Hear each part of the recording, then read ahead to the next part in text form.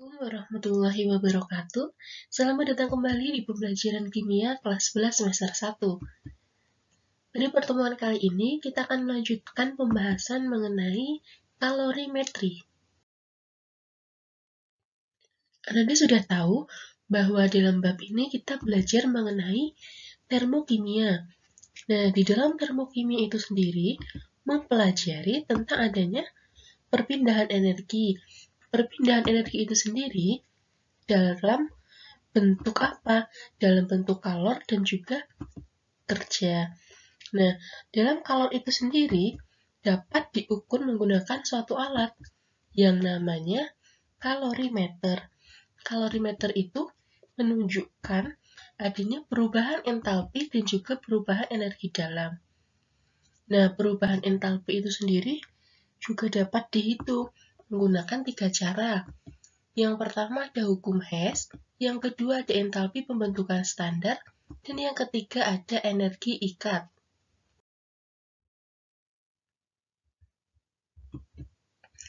Nah, apa itu bedanya antara kalorimetri dan juga kalorimeter? Kalau kalorimetri itu ilmu pengetahuan yang menjelaskan perpindahan energi sebuah sistem dengan menghitung perubahan suhu di sekitarnya. Nah, kalau kalorimeter itu adalah alat yang digunakan untuk menghitung penghantaran panas atau perubahan kalor selama reaksi. Jadi, kalau kalorimeter itu adalah ilmu yang mempelajari perpindahan tadi, kalau kalorimeter itu adalah alat yang digunakan untuk mengukur penghantaran panas atau perubahan kalor selama reaksi.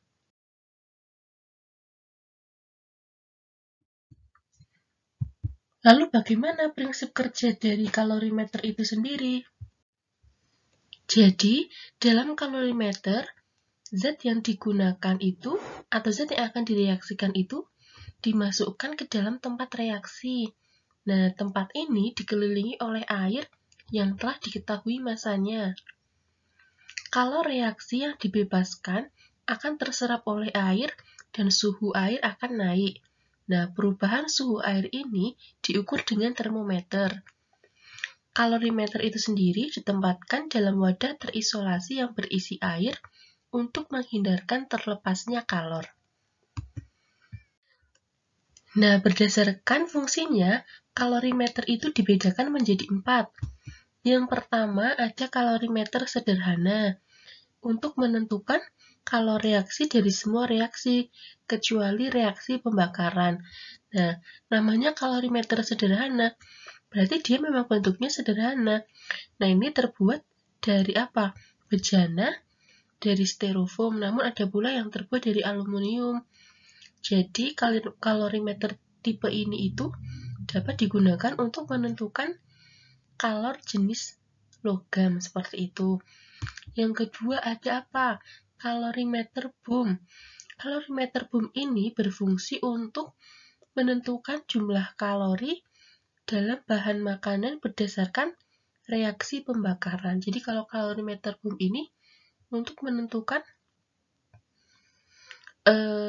kalori atau menentukan jumlah kalori itu berdasarkan reaksi pembakaran. Yang ketiga ada kalorimeter Tiemann. Jadi kalorimeter Tiemann ini digunakan untuk menentukan kalor bahan bakar yang berfase cair. Contohnya apa? Metanol dan etanol. Kemudian yang keempat itu ada kalorimeter listrik. Itu untuk menentukan kalor jenis zat cair gitu. Nah, pada kalorimeter ini sendiri menggunakan konsep asas Black. Kita mengetahui bahwa dalam asas Black, Q lepas ditambah Q terima itu akan sama dengan 0. Sehingga apa? Q lepas itu sama dengan min Q terima. Nah, Q lepas ini dapat kita tuliskan sebagai Q reaksi, yaitu jumlah antara Q larutan ditambah Q kalorimeter. Jangan lupa tanda negatifnya ya. Nah, Q larutan itu sendiri rumusnya ada MC kali delta T. Sedangkan kikalorimeter itu rumusnya C besar dikali delta T. Nah, M itu sendiri adalah massa larutan, satuannya gram. C kecil itu adalah kalor jenis larutan atau kalor jenis air, itu satuannya joule per gram derajat Celcius atau nanti bisa juga joule per gram Kelvin. Terus delta T itu adalah perubahan suhu, bisa dinyatakan dalam bentuk Celcius atau Kelvin. Kemudian C besar itu kapasitas kalornya, satuannya itu joule per Celcius atau joule per Kelvin.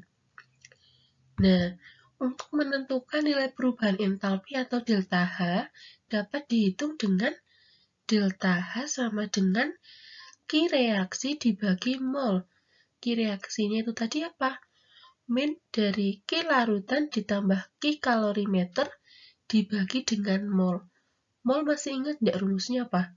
Mol itu rumusnya adalah gram per mr. Selanjutnya, kalorimeter boom itu perhitungannya delta HR akan sama dengan delta H larutan ditambah delta H kalorimeter. Sama juga, delta H larutannya itu rumusnya apa? MC delta T, sedangkan delta H kalorimeter C besar kali delta T. Sama, tadi M itu apa? Massa. Satuannya itu gram, kemudian C kecil ada kalor jenis, itu joule per gram Celcius atau joule per gram Kelvin. Kemudian C besar itu kapasitas kalor. Rumusnya joule per Celcius atau joule per Kelvin. Kemudian delta T ada perubahan suhu, bisa dinyatakan dalam Celcius maupun Kelvin. Kita langsung ke contoh soalnya ya. Di sini ada soal, dilarutkan 4 gram kristal NaOH ke dalam kalorimeter yang berisi 200 gram air dan terjadi perubahan suhu pada kalorimeter beserta isinya dari 23 derajat Celcius menjadi 32 derajat Celcius. Tentukan besarnya entalpi pelarutan NaOH dalam air jika diketahui kalor jenis larutannya 4,2 joule per gram derajat Celcius dan kapasitas kalorimeternya 11,5 joule per derajat Celcius dengan mR NaOH-nya 40. Bagaimana Anda mengerjakannya? Langkah yang pertama harus mencari molnya terlebih dahulu. Mol itu rumusnya apa? Gram per mR. Tadi massa NaOH-nya 4 gram, kemudian mR-nya 40 gram per mol. Jadi, molnya itu 0,1. Yang kedua, mencari delta T atau perubahan suhunya. Delta T itu suhu akhir dikurangi suhu awal. 32 dikurangi 23, 9 derajat. Kemudian, masukkan ke persamaan. Reaksi sama dengan min Ki larutan ditambah Ki kalorimeter. Dijabarkan lagi. Apa? Ki larutan itu MC delta T dan Ki kalorimeter itu C besar kali delta T. Kemudian dimasukkan angkanya. Tadi massa airnya berapa? 200. Kemudian kalor jenisnya 4,2. Delta T-nya tadi ini 9. Terus, C besar atau kapasitas kalorimeternya berapa? 11,5, delta T-nya 9. Lalu tinggal dihitung. Hasilnya, min 7663,5 joule. Ini baru apa? Ki reaksi. Yang ditanyakan di soal apa? Entalpi. Berarti apa entalpi itu? Delta H. Rumusnya Ki reaksi dibagi mol. Ini tadi Ki reaksinya dibagi molnya tadi berapa? 0,1 mol. Hasilnya min 76.630 joule per mol. Ini masih dalam joule ya. Kemudian kita ubah ke kilojoule. Berarti berapa? min 76,63 kilojoule per mol. Seperti itu ya cara menghitungnya ya.